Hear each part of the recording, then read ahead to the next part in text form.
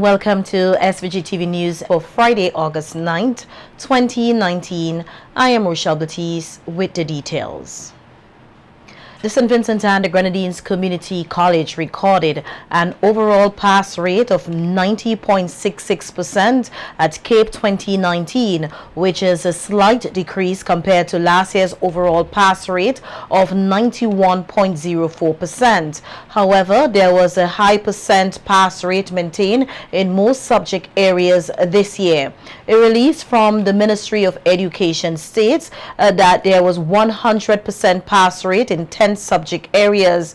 They are Art and Design Unit 2, Biology Unit 2, Caribbean Studies Unit 1, French Unit 2, Geography Unit 2, Integrated Mathematics Unit 1, Literature in English Unit 2, Physical Education and Sports Unit 2, Physics Unit 1, and Spanish Unit 2.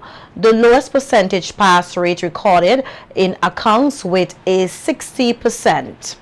CAPE students can access their results online on Tuesday, August 13th, 2019. Meanwhile, the results for CXC 2019 is expected to be announced next week. CXC said students can access their results online by Thursday, August 15th. The issue of non-payment of teachers here in SVG and across the region who have not been paid for marking CXC school-based assessments continues to be on the front burner for the Caribbean Teachers Union, the CTU. In an interview with SVGTV News yesterday, a General Secretary of the CTU, Don Howell, said that this is one of many issues deliberated on at the 39th Biannual Conference, which wrapped up here today. Howell said ministries of education in the various countries have also agreed that non-compensation for teachers who mark the CXC SBAs is illegal. The firm view that our respective ministries of education, they are outsourcing our labor, and that is illegal to a private entity, and therefore we continue to deliberate on this matter and to develop approaches within our respective territories to deal with it. We believe that it is wrong, and our position is that teachers should be compensated for the marking of CXC SBAs. The CTU's General Secretary noted that SBAs is a key component for overall scores at CXC, and as such, it should be treated with importance by the Examination Council and at the government level in all CARICOM member states to ensure teachers are being paid for their work. We would hope that regional governments would be honest and be fair to teachers in the respective territories, and to recognize the hard work that teachers do to ensure that that SBAs are marked, and CXC would pay for, and let me just say, SBA is a major component of the CXC examination. CXC chooses to pay for some sections of the exam and chooses to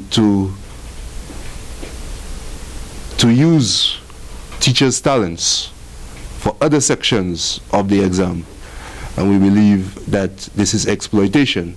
Howell said another issue which was expected to be discussed at the CTU's meeting here is the learning and teaching conditions for children and teachers respectively. Teachers' working conditions are students' learning conditions, and so this concern is not just about the working conditions of teachers, but also the kind of environment in which our students learn. And so the Caribbean Union of Teachers, we're very concerned about this, as increasingly we hear of cases of mold, of infrastructural problems at various schools within our member units. The 39th Biannual Conference of the CTU was held under the theme Caribbean Educators and Their Unions Taking the Lead. A prison officer at Her Majesty's Prisons has expressed confidence in the programs being offered to inmates to assist them in returning to society as productive citizens. To date, the prison service has provided inmates with skills in woodworking, grass weaving, farming, mechanical engineering, culinary arts, as well as academic subjects such as maths and English. Speaking with SVG-TV News, Corporal Glaston Pilgrim said the inmates are well trained, with some having the opportunity to attain a level 3 certificate, which will allow them to earn a living after they return to society. Pilgrim said, along with fostering creativity, the woodwork program has created productive individuals. To get away from some of the old design and more creating stuff and teaching the guys to create their own thing instead of using a template and doing maybe a bed, a table, whatever. We're trying to get them to do their own designing, because if you depend on a template, after a while you will come like just a one style kind of person. So we are trying to put everything in place. I even teaching them architectural design. Who interested? We'd have plumbing to be involved in a bit of plumbing. And we want, as the superintendent said, we want everybody to be certified. We just want to put a guy to do a skill and left him at that level, because basically we're doing level 1. And if the inmates have a long time, we'll carry them on to maybe level 2 according to the length of their sentence. Now, presently right now, I believe most of the guys will make a life from it. Because you could see when a guy actually, when you put him into it, the length of time he'll take to learn the trade, you know, well, he's that eager to get it, to go out and use it. Different to maybe a person you have to keep calling on and calling on. But the guys I have in the shop right now, majority.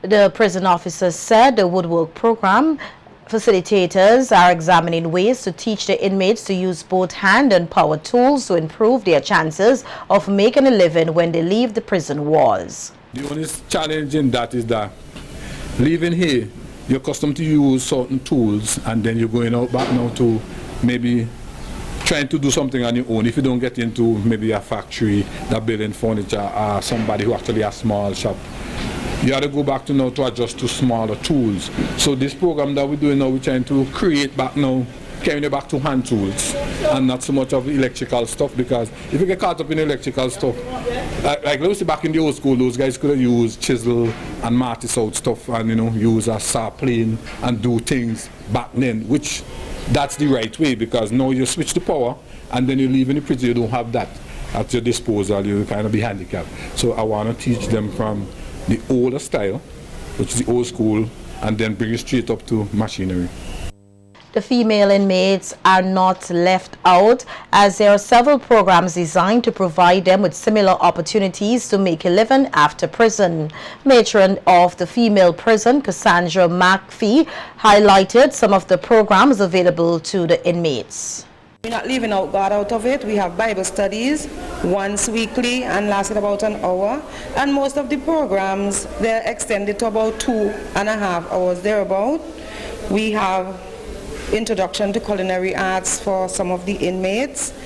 We have drumming, we have dancing, we have basic skills, business skills. That's basically what we have at the moment. Not everyone take part, but if they show interest, then we allow them to. You know, we have adult literacy programs as well.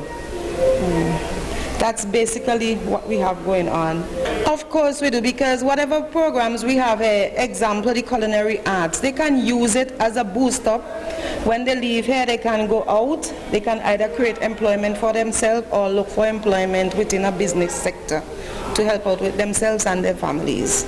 3 of the inmates took the opportunity to speak on the skills they have learned and what they enjoy most about the programs. And I always used to be in a dance group called La Gracia back before, but then because I'm here in prison, I don't really get to do it. So now that I'm in prison, I'm participating in a dance group. It's helping me to build myself and allows me to express myself how I want to in the dance move and get to, you know, give a little idea to the songs that we are dancing. And the culinary arts, we basically decorate food as to how we feel. If I'm feeling happy, if I'm feeling sad, I could get to decorate the food and cook the food in my emotion. It's a form of me expressing myself. So yes. I am taking part in culinary arts and music program. For when I get out, I expect to get a job on the outside. Not only to help myself, but I could also help others in here as well when I learn the skill. But the job on the outside, I could teach others what I have learned. Yes, please. I enjoy the Greek moussaka. Moussaka. Anything else? The Spanish pork. And do you think your work would rival that of the biggest restaurants here in the country? Yes. Amazing about it for me is that when you take nature, the natural stuff, and turn it into something beautiful, wonderful, creative, for me, that's one of the most important thing out. To see what you can take these grass and just do with it. Grass that you will just chop down and throw away, you know. And before that time, I never really knew anything about the grass work. So now I see what it could do. Man, leave my grass alone, yes? We do wish them all the best. Vincentian Nikita Williams will be among 8 youth ambassadors from the Eastern Caribbean who will be traveling to the United States to participate in the 2019 Youth Ambassadors Program. Another Vincentian, Caskia King, will serve as an adult mentor for the 3-week U.S. government-sponsored exchange program. The Eastern Caribbean cohort will join participants from Guyana, Jamaica, Suriname, and Trinidad and Tobago on the regional youth exchange program. The program prepares youth leaders to become responsible citizens and contributing members of their communities, influence the attitudes of the leaders of a new generation, and foster relationships among youth from different ethnic, religious, and national groups, and create networks of hemispheric youth leaders both between the participating countries and internationally. During their exchange, the participants are expected to focus on the program themes of civic education, leadership, and community service. The Solidarity Group with the Bolivarian Revolution, comprised of different social and cultural movements here in SVG, is inviting the general public to participate in a political and cultural day in solidarity with the Venezuelan people as part of the No More Trump International campaign to be held this Saturday, August 10th, worldwide. A release from the Venezuela embassy here said tomorrow's activity aims to condemn what it calls the unilateral criminal sanctions that the Trump administration has imposed on the people and government of Venezuela, as well as demand the end of the blockade and aggression against the people of Venezuela, while demonstrating the support and friendship that unites the people of SVG with the people of Venezuela through songs and different manifestations. Persons are asked to gather at the entrance of the Venezuela embassy at 3 p.m. to join in the global campaign. The Venezuelan Simon Bolivar student vessel will be visiting SVG for 5 days. The vessel is expected to arrive here on August 17, and Vincentians will be afforded the opportunity to tour the vessel.